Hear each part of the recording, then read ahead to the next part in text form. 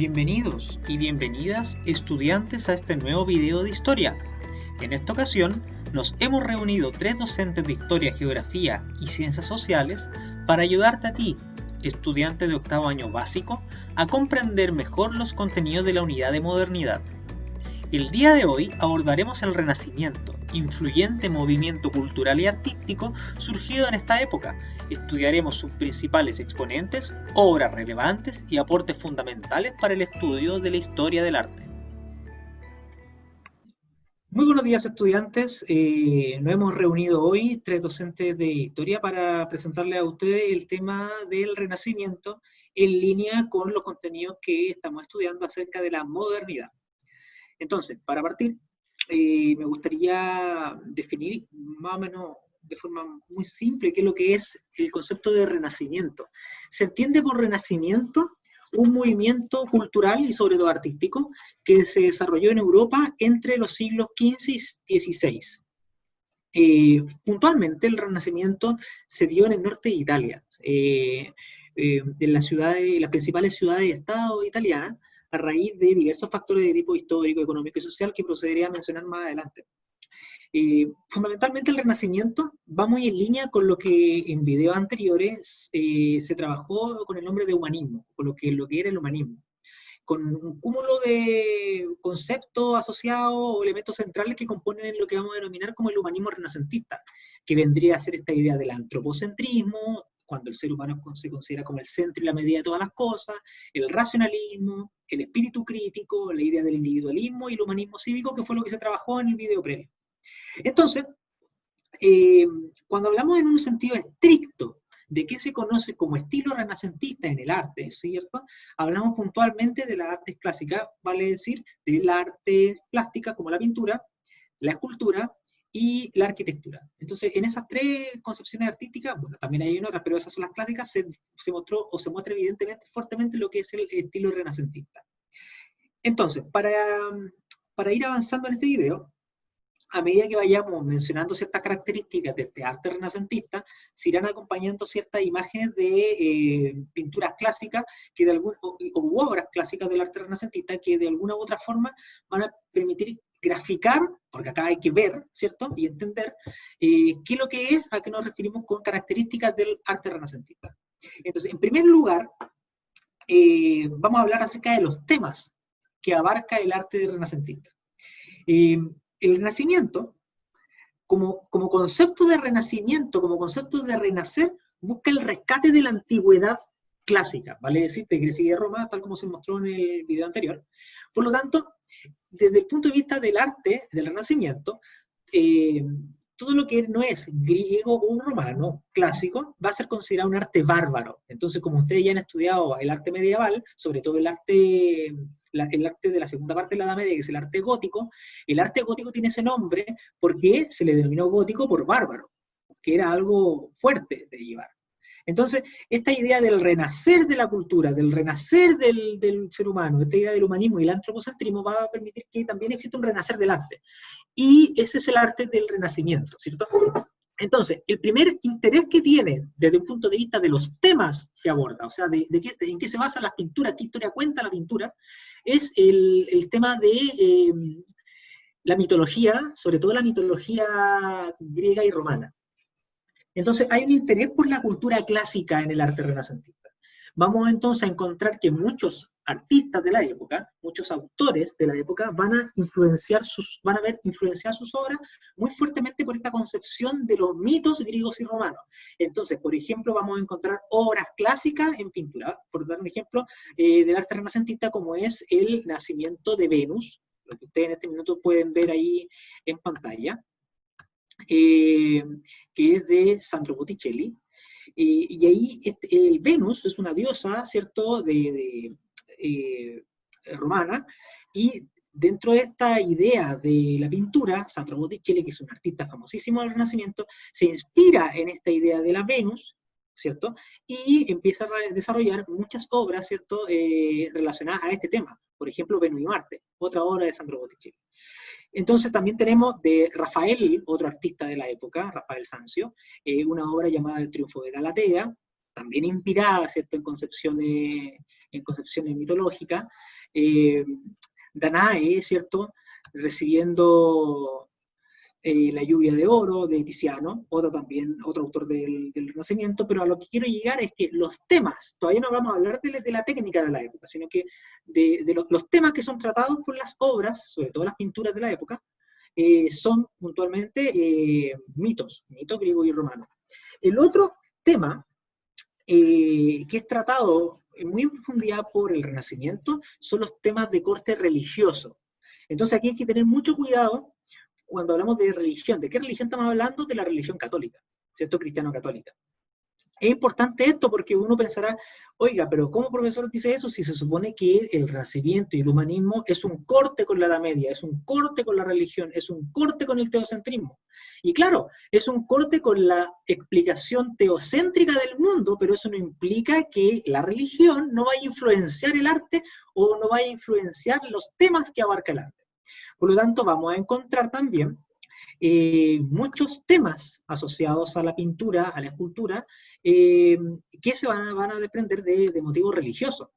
Por ejemplo, temas como la Última Cena, ¿cierto? Temas como la Última Cena de Leonardo da Vinci, que por lo demás es como temática ha sido muy reproducida por distintos estilos posteriores y por muchos artistas después. Vamos a encontrar también imágenes de representaciones de Jesús en la cruz, mucha representación de María amamantando al niño, de múltiples autores. Entonces, como temática hay temas que se van repitiendo uno tras otro, algunos más reconocidos que otros, ¿cierto? Pero que corresponden a la iconografía religiosa. Llama poderosamente la atención que muchas de esas representaciones religiosas de la época y también de arte de la época, vamos a encontrarla al interior de iglesias, sobre todo adornando el techo de la iglesia, como por ejemplo la más reconocida de todas, la pintura de la Capilla Sixtina, y que tienen como explicación el que en la época la iglesia educaba a través de las imágenes, ya que no existe un sistema educativo formal y difundido a toda la población, por lo tanto la población que no tiene acceso a la cultura y a la educación, se le educa a través de la imagen. ¿Y qué manera vamos a educar a la gente con la religión si no tenemos acceso a una educación formal? Lo hacemos a través de la imaginería y de la iconografía religiosa. ¿Y qué es lo que es iconografía? Es el conjunto de símbolos religiosos que una persona puede reconocer.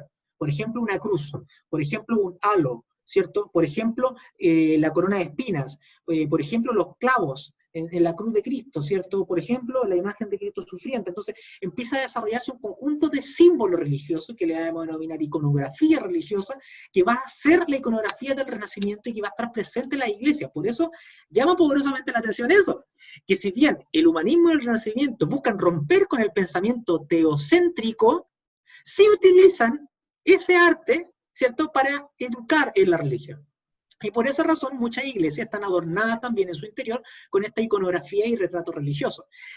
Por tal motivo también, y eso lo explica, la arquitectura de la época, recuerden que dijimos que el arte se representaba en tres formas: pintura, arquitectura y escultura. La escultura y la arquitectura, fundamentalmente también la arquitectura, la vamos a encontrar fuertemente presente en las iglesias de la época.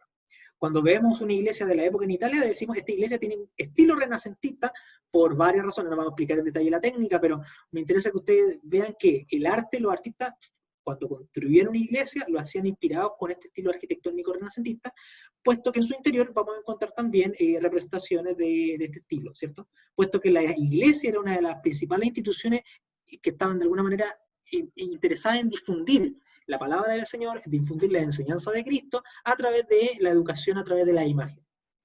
Entonces, esos son los temas. El otro tema que no está desarrollado, pero ya vamos a explicar por qué, es el tema de los retratos. Por ejemplo, el retrato más famoso de la época es la Mona Lisa, la Gioconda, ¿cierto? Pero hay otro tipo de retratos. Y el tema de los retratos empieza a ser muy común, muy recurrente que encontremos retratos desde el estilo renacentista en adelante, puesto que el arte del Renacimiento es un arte que se ve fuertemente financiado de manera privada, a diferencia de otros estilos. Entonces, es importante la presencia aquí, como segunda característica de este Renacimiento, puesto que la primera era los temas que trata, la segunda gran característica es la presencia de, lo vamos a anotar ahí, los mecenas.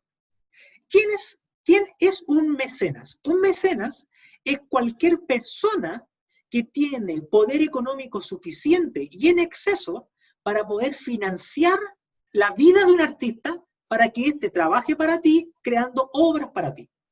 Entonces los mecenas son finalmente los que contratan artistas, los financian y les pagan. No es simplemente pagarte un sueldo, es literalmente que que el artista vive en tu corte.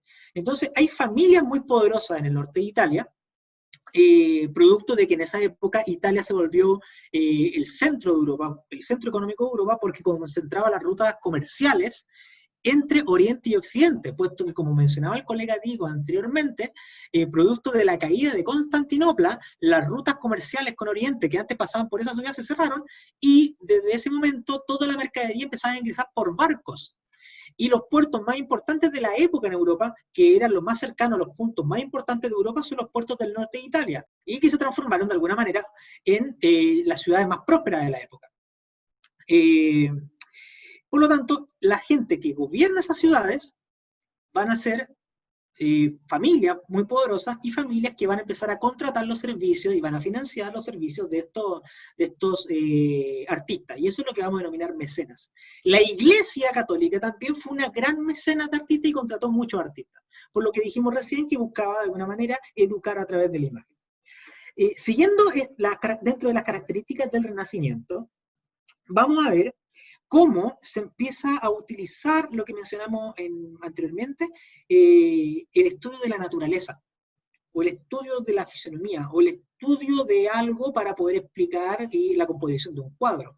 Entonces es importante acá cómo la ciencia y cómo el estudio científico empieza a influenciar también el arte. Uno de los genios del Renacimiento, Leonardo da Vinci, sobre todo porque Leonardo da Vinci se dedicó a hacer estudios anatómicos de cuerpo humano, para poder él volverse un mejor artista. O sea, llegó a diseccionar cuerpos de cadáveres, ¿cierto? Para ver exactamente cómo están compuestos los músculos, a ver cuántos tendones hay, cómo son los huesos, cuál es la forma del vientre materno cuando lleva un bebé adentro, etc. Y esos bosquejos que encontramos, que no han llegado gracias a nosotros a los archivos, explican de alguna manera cómo Leonardo da Vinci logró desarrollar una técnica, ¿cierto?, lo suficientemente aguda para representar hasta el más mínimo detalle. Y eso va a explicar también que los retratos que él hacía, como por ejemplo la Mona Lisa, sea uno de los retratos más valorados y sea la obra de arte más valiosa de toda la historia. Otra forma de influencia, aquí quería mostrarles esta imagen, bueno, la idea es que ustedes lo vean ahí, pero no sé si lo vamos a encontrar rápidamente, pero por ejemplo acá vemos cómo un bosquejo de estudio anatómico de un brazo, fémur, etcétera, pierna, de músculo, que hacía Leonardo da Vinci y que permitía de alguna manera también estudiar arte. Entonces es increíble cómo acá empieza a mezclarse todo, se empieza a mezclar la ciencia, la medicina, el arte, la pintura, el dibujo, etcétera, para que logremos tener un artista completo. También es fundamental para la composición de una obra de arte, sea de la arquitectura, de la pintura, de la escultura, el estudio de la matemática. Hay un descubrimiento fundamental durante la Edad Moderna, el redescubrimiento en realidad, de lo que se va a denominar la profundidad, ¿cierto? Las obras de arte de la Edad Media no tenían un elemento que sí lo van a tener las obras de arte de la Edad Moderna, sobre todo renacentista y barroca, que van a ser la perspectiva, la profundidad. Cuando el autor de una obra de arte tiene el lienzo en blanco, lo primero que hace con grafito es un bosquejo de lo que va a dibujar y traza líneas imaginarias de un punto que se va a denominar el punto de fuga, y de esa manera crea una profundidad en el cuadro. Es capaz de establecer matemáticamente, geométricamente, cuáles son los elementos que están más cercanos al espectador y cuáles están más en profundidad. Esos elementos no fueron tratados con mucha agudeza durante el periodo medieval, pero acá van a ser tratados a la perfección, producto de que, gracias a la reflexión, al racionalismo, al estudio de la ciencia, eso empieza a entrar en el arte y vamos a ver obras que van a gozar de una perfección absoluta, sobre todo matemática. Para ir cerrando, otro elemento importante dentro de las obras de arte renacentistas van a ser cómo la naturaleza entra en escena y cómo vamos a ver cuadros asociados fuertemente a lo que es el estilo naturalista, cómo la naturaleza se vuelve protagonista y con colores vivos. ¿cierto? Porque otro descubrimiento que hay junto al tema del punto de fuga y la perspectiva, etcétera, etcétera, etcétera, es el uso de luz y sombra de los claroscuros. ¿Y por qué se utiliza en una pintura el estilo claroscuro? Iluminar ciertos sectores de la figura o del representado y esconder otros, porque de esa manera a la obra se le entrega volumen. Entonces, al tener volumen y al tener profundidad, la obra va a ser cuasi fotográfica. Y por eso destacan hasta el día de hoy las obras de arte renacentista. Para ir cerrando esto que es el Renacimiento, me gustaría introducir un concepto que es clave para entender el arte del Renacimiento, que se introduce acá, y que es el concepto de armonía. El concepto de armonía se entiende en arte, armonía, por la combinación de elementos en una obra de arte, de tal manera que hay un equilibrio en el tema representado, sin que ninguno predomine sobre otro. Entonces, una obra que se define como armoniosa va a reflejar una serie de sensaciones, va a reflejar una unidad del conjunto de la obra y va a permitir al espectador que en él haya presentes una serie de elementos, que haya una inspiración, que al espectador se le transmita un mensaje o se le transmita un sentimiento. Entonces, por ejemplo, cuando uno ve a Cristo en la cruz, crucificado en una escultura, o cuando uno ve una pintura de un Cristo sufriente, la idea del arte renacentista es que sea tan expresivo, tan fuerte, utilizando todas las técnicas que mencionamos recién, el claro oscuro, ¿cierto? La perspectiva, los iconos asociados, las espinas bien agudas, la sangre goteando, que eso, cuando tú eres católico y eres analfabeto, esa imagen de Cristo sufriente te transmite a ti el sufrimiento de Cristo y tú automáticamente mire hacia abajo o te congoje o te llame a la reflexión. Entonces, estoy llevando al extremo el ejemplo, pero esto pues, se produce con casi todas las obras de arte renacentista que buscan eso, que la composición sea tan armoniosa en la búsqueda de la entrega de un mensaje que esperamos que ese mensaje le llegue al espectador. Y de alguna manera eso es lo que, entre comillas, vamos a denominar el arte renacentista. No sé si ahora mis colegas querrán hacer algunas intervenciones, aportar a esta discusión, y que podamos valorar en gran medida lo que es el Renacimiento.